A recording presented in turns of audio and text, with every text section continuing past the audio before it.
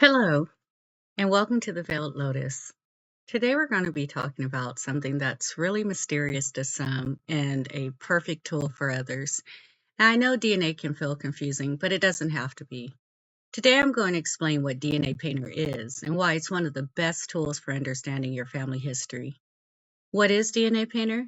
DNA Painter is an online tool that helps you visualize your DNA.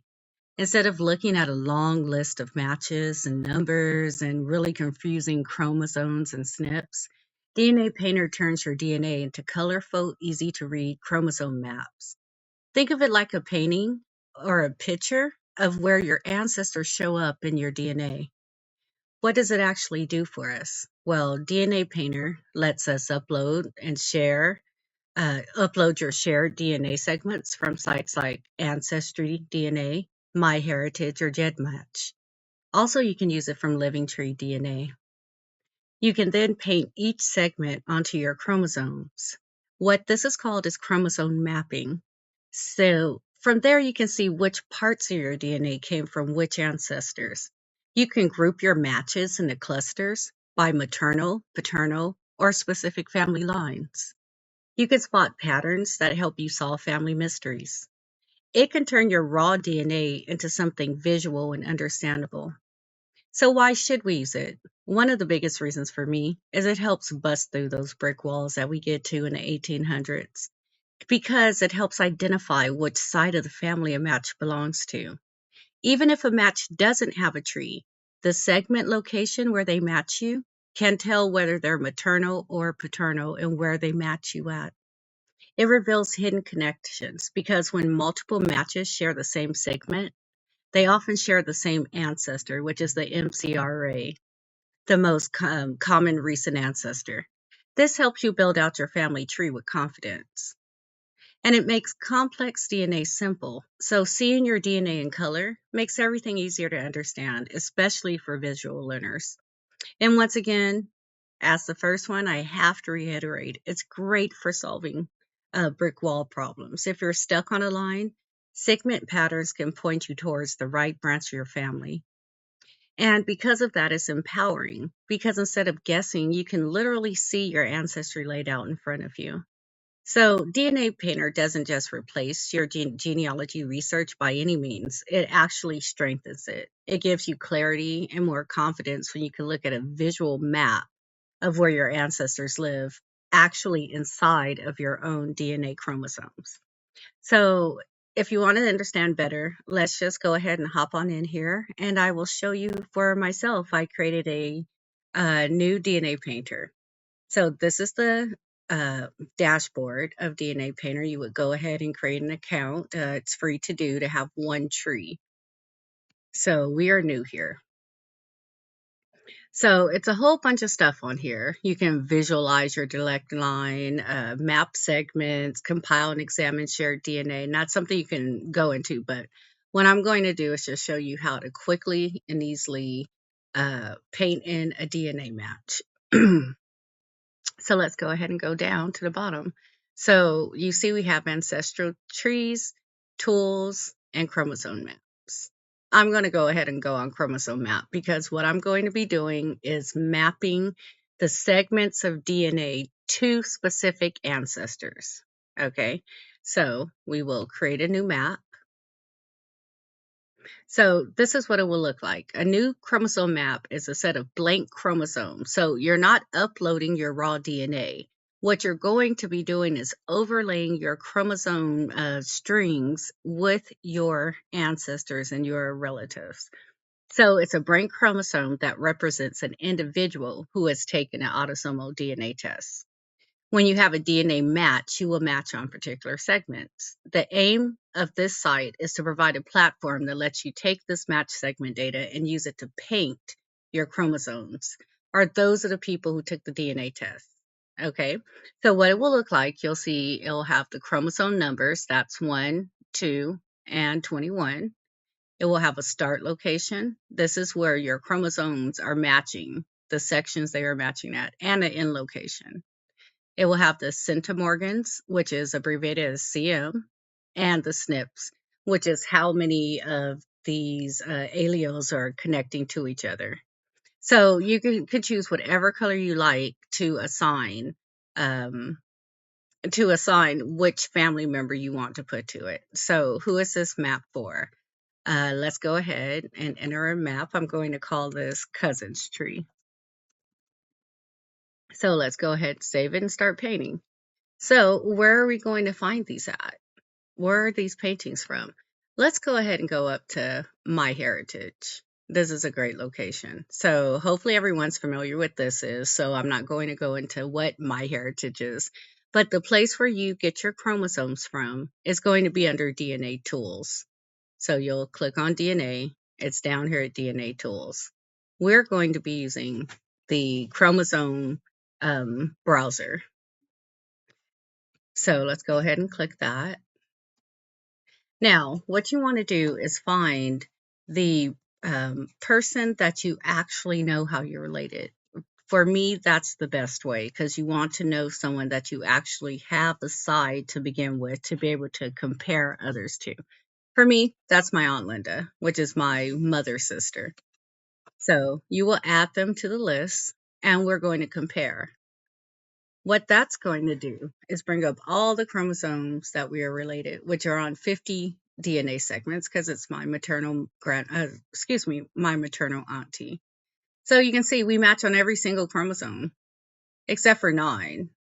All the other chromosomes we match on. So it's going to look like this. Boom. There they all are with the start, the chromosome number, start location, end location, and all the other good things. So what we're going to do to paint this, we're going to take it from the chromosome all the way down and copy it. Copy. We're going to go back to our DNA painter. Oh, sorry, wrong one. That is my actual already DNA painted tree. This is my new one. And you go up to the top here, paint to match. Simply paste that in there. Boom. Now we have my auntie's segment data. I like to lower it down to 3 because that's very low for when you're looking at close matches. But when we're talking about the 1800, 1770, 1750, 1600 brick wall location, those lower segments can be very important. So I'm going to add them. Save match now. I do know how I'm related to her. If you don't, you can click this one. But so this is my Aunt Linda. I'm just going to go ahead and call her that. You can call it whatever you'd like to. At this point, you would always add information. That's vital. Always add information in here. Any information you have, but for the sake of time, we're just going to move on. If you know how you're connected, you can label this segment, right, with the name of the ancestor you got them from. So I do know. I know that this ancestor comes from Dorothy Bowers, which is her mother, my grandmother. We'll do Dorothy Sutton because that is her maiden name. Go ahead and put what side it's from. Maternal. Choose a color. It's mother, so I'll choose pink. Add any notes that you like. And let's save it so we can see what that looks like. So boom. We have all my chromosomes. Now you can see what those numbers are. Those numbers are now painted on my chromosome map. If you go to the top here, 0% out of 0 segments have been painted because it's such a small number with her 1. Okay, so you can see all the way down, it has all of our chromosomes where we match, and we can view her. Okay, it will look like this at first when we don't have anything to compare it with. It won't have anything on there yet. So now let's do the part where you're waiting for. Let's pull up someone else who we don't know how they connect to us. I'm going to use GedMatch for that. And I'm going to use our cousin's DNA, Charlene. So we'll go over to the free tools, go down to one-to-one autosomal DNA comparison, click. You'll enter your kit number as well as the other person's kit number. Go to position only because the graphics will give you all the lines. We don't need that for copying. We just need the numbers, which is going to be the position of the chromosome segments that match each other. Go ahead and drop the minimum segment down to 3. All right, and let's compare. So you see that Monica Bowers-Abbott and Charlene Miles matches on chromosome 1, 9, and 22. Very small matches, the longest is 4.2. So, I mean, technically this could be noise, but we will put it in and begin to triangulate. So what you'll do is copy that whole area. All we need is what's in the boxes, nothing else. We'll go back to DNAPAINTER. Sorry, once again, my old tree. And you will go to Paint a New Match. Paste. It's down to 3. Save match now. Okay, I do not know how I'm connected to her yet. Go ahead and put her name.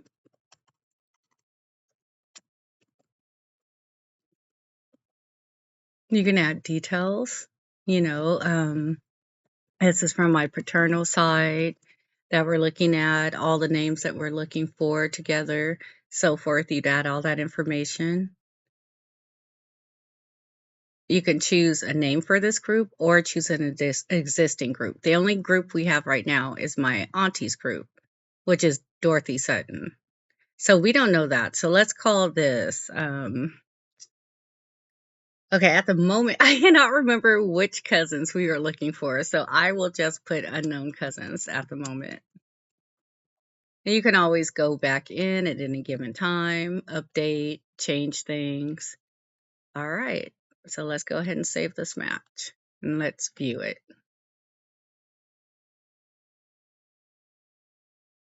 Okay.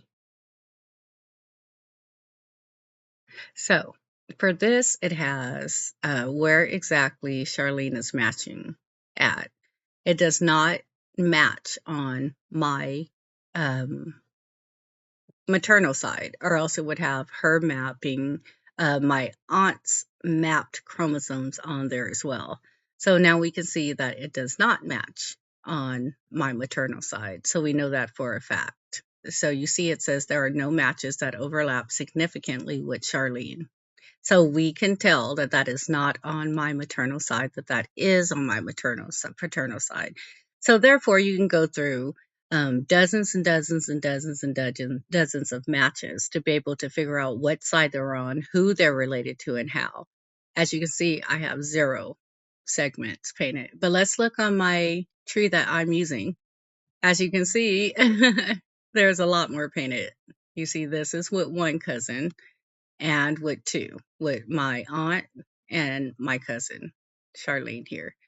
But this painter, which I've been working on a few years, 54% has been painted. So 1,805 people, well, excuse me, segments have been painted on here.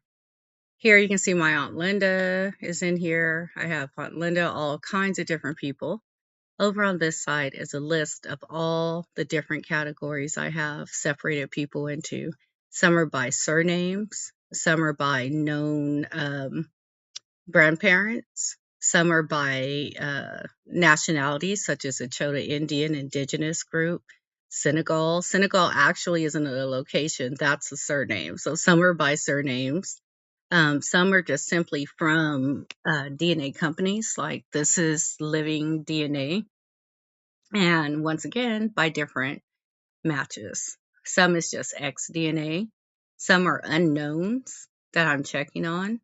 And what is this is all, oh, also, you cannot do this for free anymore, but I previously uploaded my 23 and Me DNA segments. So they're actually on my map as well, which is very, very handy, but you have to pay for those now. So to not make this too long, let me just go and let me see. I believe I have cousin on this one already. Yep. So let's see her on here. It will show where they are related. Let's see. Oops, sorry. There we go. So in the Bates group, Bates Crawford. Okay. I will put this on here. Okay. So this is Charlene Miles. The segments are for the Bates Crawford. Segment notes are supposed to be through paternal. Bates, Crawford. She matches with groups I already have up. My cousin Jeff Kennedy, one of my cousins Leonard Wheatley, my second cousin Serena Thompson. So you can all the different 23andMe groups that she also falls into. So let's go ahead and look at her here. Hopefully you guys can see this good. So on chromosome 1, she matches me. Charlene matches me here on Sub-Saharan African, 23andMe Congolese and Southern East African, Angolan, Northwestern Europe, European, British, and Irish. So we can see once we did more DNA overlap, she also matches me on my Sutton side. I know this because this is my second cousin. These are both my second cousins. This is actually a Native American side, and I actually share this on both sides. So she would need more triangulation.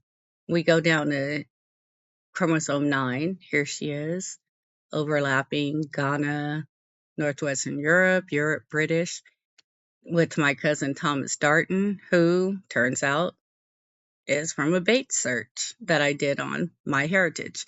So boom, what do we know from that already?